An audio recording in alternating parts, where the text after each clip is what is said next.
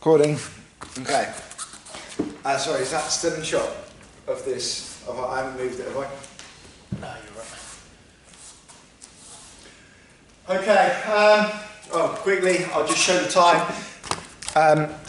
It's 11:06. Okay. 11:06. So the time, we've only had like 2 minutes break. Quick drink, and I'm back to it. Still going to use Isaac for a minute. Might be able to persuade Lenny to get on camera in a minute. Uppercut. Jab, elbow, hook, uppercut. Again, Western boxing. It's an uppercut that's coming short and sharp through. We tend to not teach the kind of the bully boy uppercuts, the extended uppercut, purely because, in my opinion, when we're fighting and things turn to sort of tight clinch, people tend to grab more. There doesn't tend to be an opportunity to break away. And even if someone's laying back, if you extend to throw that upward, outward uppercut, there doesn't tend to be as much chance to land it. Doesn't mean to say that you can't land it, but the one that we're teaching here is just a short, sharp uppercut when we're in close, coming from the hips, generating the power, again, staying off our heels, making sure that we're using our toes to generate that power as we come up through. So many different types and ways of showing it, but we really want to make sure that as with the hooks, as with a power cross and a power jab, we're using our entire body, our butt, our hips, our back, as well as our legs to throw any punches or elbow techniques. So really important to remember, stay on the toes, let your body travel through that journey, through that musculoskeletal system to make sure that the power is there. So, forgive me, jab, elbow, uppercut, jab, elbow, hook, uppercut, sorry. Isaac, please, thank you. Jab, elbow, hook, uppercut. Saying that for my benefit. Jab mid-range, step in with an elbow, throw a hook, and then coming up through into the uppercut, up through the guard. With this one, I'm looking to throw, when I throw that jab, I come in with the elbow, or I come in from the elbow, doesn't matter which, whether you're stepping in from the jab with an elbow, or you're stepping in with an elbow here, but I'm throwing those techniques to move the guard around, or land clean, enabling my chances to be increased, not just by throwing the uppercut straight away. So I'm really trying to pull the guard away. If I land one clean, great, I've got a better success. If not, hopefully the guard's been moved enough to allow me to sneak through between the elbows. So jab, elbow, hook, uppercut coming up through. Jab, elbow, hook, uppercut coming through. I'll throw an elbow off this one as well. Jab, step in elbow, hook, uppercut coming through. Jab, elbow, hook, uppercut coming up through. Cool, thank you, Isaac. So really looking to manoeuvre the person in and away. Could you just check the camera's going to catch me shot on here? Yep. On the acrobat, cool. Thank you. So jab, elbow, hook, uppercut. Okay.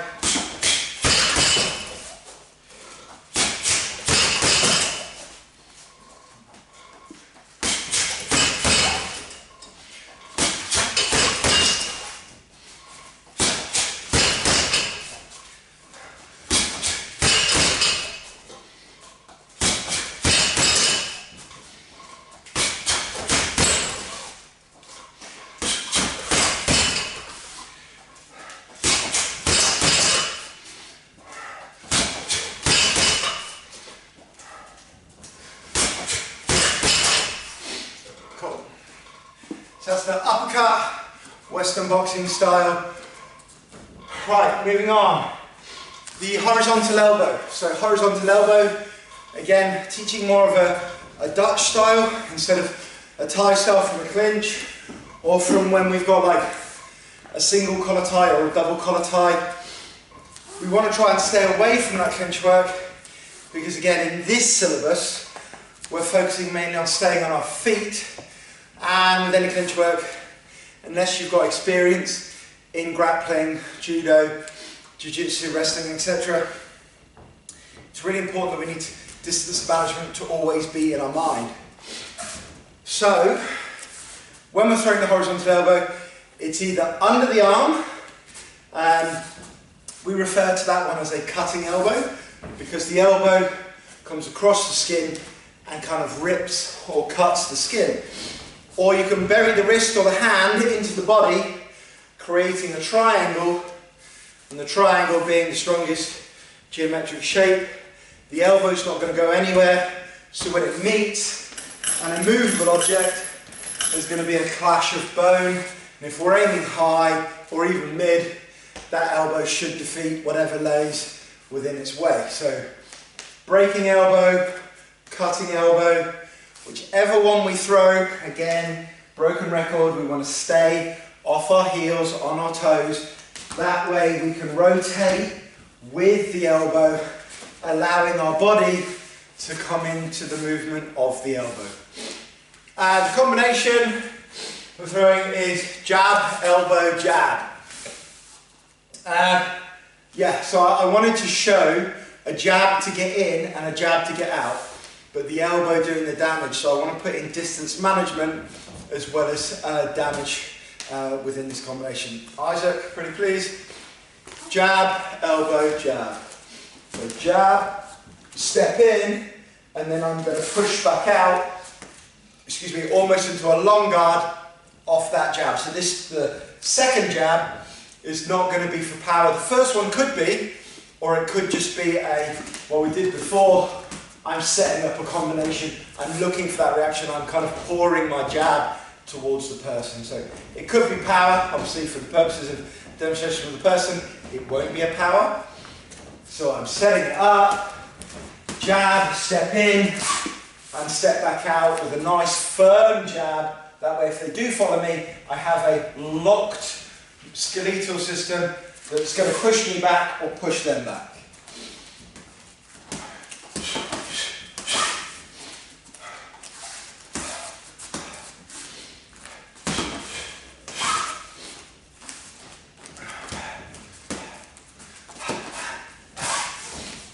I'll go off the other hand.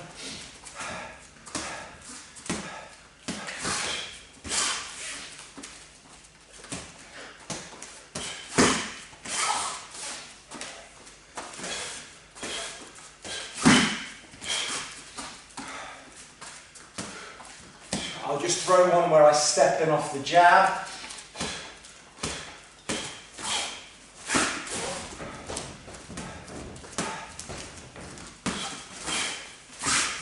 Cool, thank you, Isaac.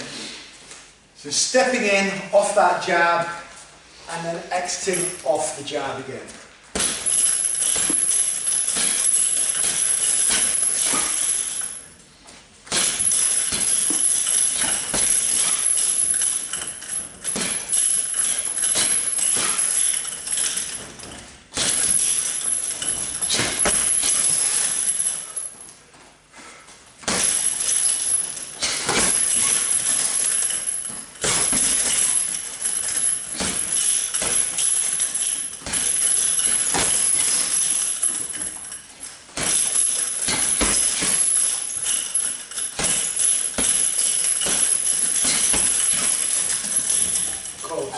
Horizontal elbow, coming through with that one.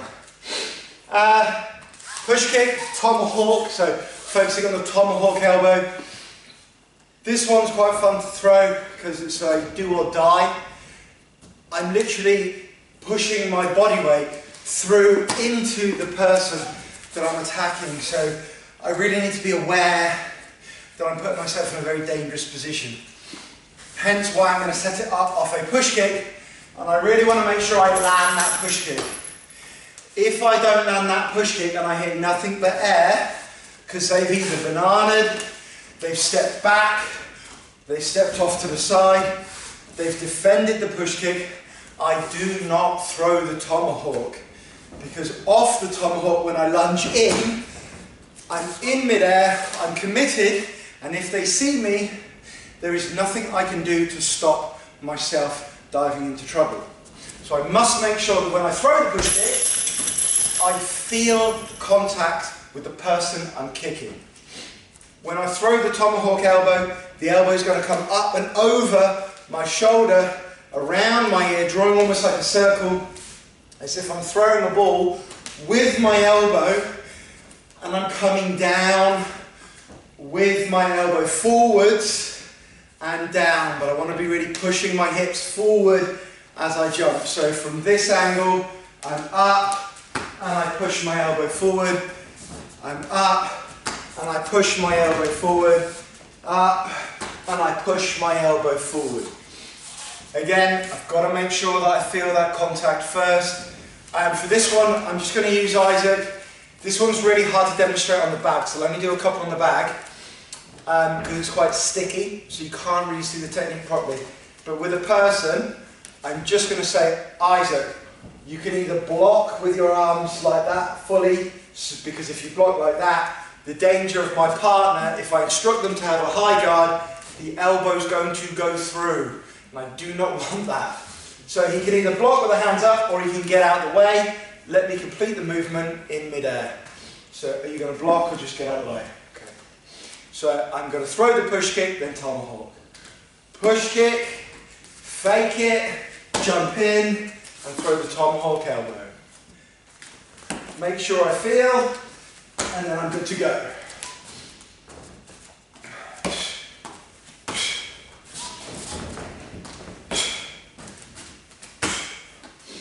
I've got the other hand as well.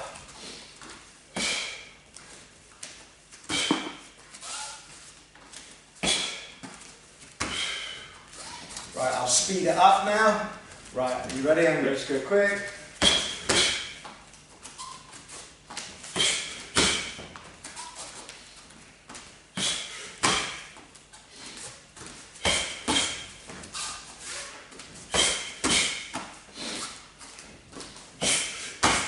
Cool, can I go it?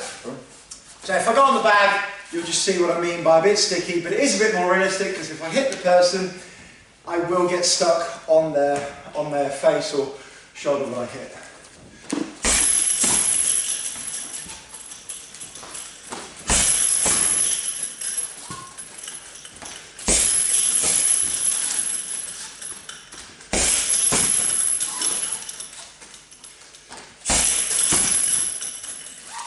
Cool, tomahawk elbow, on to the next one.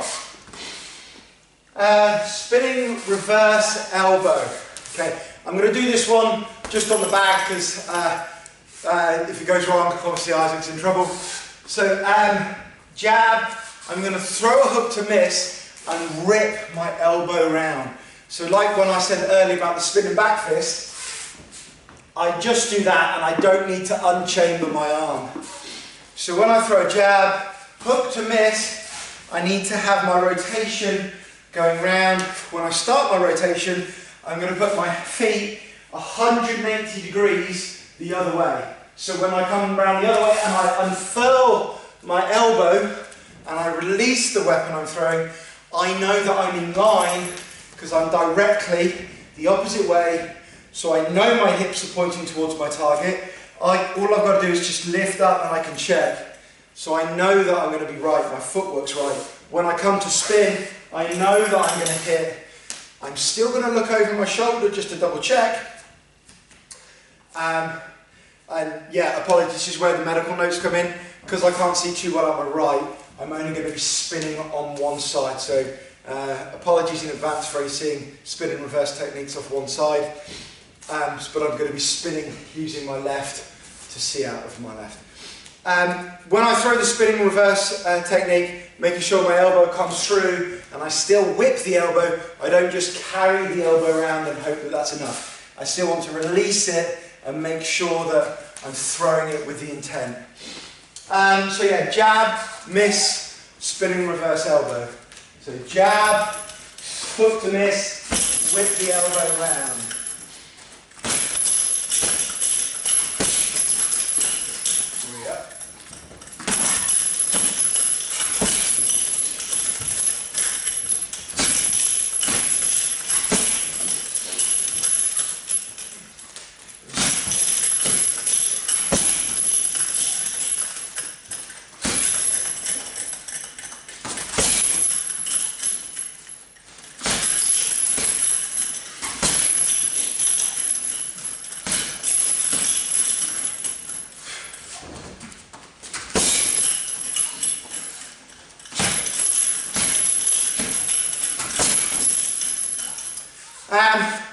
bit dizzy.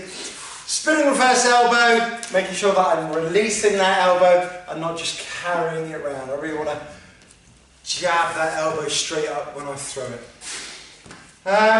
Last one on the, this one will be solely with the person, just so you can see. So Isaac, if you could come back please. Thank you. A downward elbow. The only real way that I believe that you can throw this, although I might be wrong, when I'm throwing that downward elbow, it's probably going to be off a court leg. There's no real reason, unless I'm 6'28" and Isaac's 4 foot, there's no real reason for me to throw a downward elbow and open up myself to a huge amount of attack. Why would I do that? The tomahawk elbow is dangerous enough. If I mistime it, you've got all the time in the world to get me. So why would I expose myself by trying to do a downward elbow onto something that's much higher than the weapon started from, okay? So in this syllabus, we teach you from the court leg, any other elbow, it's got to be a horizontal, upward elbow, front elbow, but not exposing the rib cage to any more damage than we need to. So when we catch the leg, I want to make sure that if you throw the kick has to be appropriately high. If Isaac throws a leg kick, if I was to check that, I'm not going to dip down to catch because I'm exposing myself to too much danger. So the kick has to be appropriately high. I need to make sure that if I'm going to do it, and I feel like Isaac likes to throw mid-level kicks constantly, I could wait for it and bait it by doing like kick, kick, but I can kick him, wait for the kick, catch, and then throw the downward elbow. However I do it, I've just got to be mindful that it's got to be the right time, right place, otherwise don't do it. When I do throw it, and Isaac throws the leg, I'm aiming for just behind the kneecap on the peroneal nerve. So not aiming for the kneecap, the ligaments behind it. I'm aiming for that soft bit up around near where your quads are, the calf muscle or anything like that. Any of the squidgy, gristly bits, I want to really dig that elbow in. And I'm going to drop my hips down onto the leg behind the kneecap as I do it, pulling the leg if I can, making the two things clash together. Catch and throw the elbow. Isaac, could you put one of your hands on top of your kneecap and then I'll just elbow the glove gently.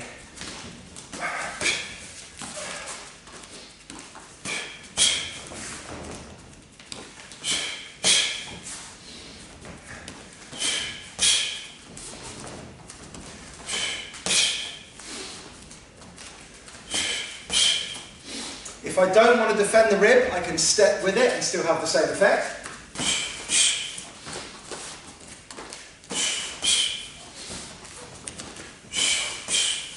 Cool, thank you. So the downward elbow, as said, just behind the elbow, making sure I'm dropping the weight. That's the punches and elbows. We're going to have a little drink and then we'll come back in a couple minutes' time. But again, thank you very much, and we shall reconvene.